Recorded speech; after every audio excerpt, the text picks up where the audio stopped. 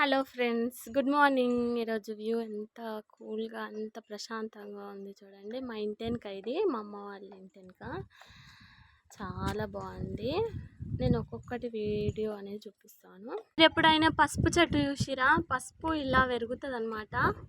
పచ్చి పసుపు ఉంటుంది కదా, అది పెడితే ఒక 5 months దాకా చూస్తే ఒక కిలో దాకా, కిలో 2 కిలోలు అట్లా వెళ్తుంటుంది. ఎంత ఎంత పెంచితే మనం అంతా.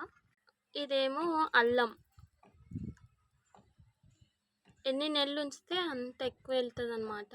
అది మనకు తెలిసిపోతుంది, ఎండిపోతే మనం తీసేయాలి. ఇంకా ఈ ఆకులు ఏంటి, ఇదేం చెట్టు? దగ్గు చెట్టు, ఓమ చెట్టు అని కూడా అంటారు.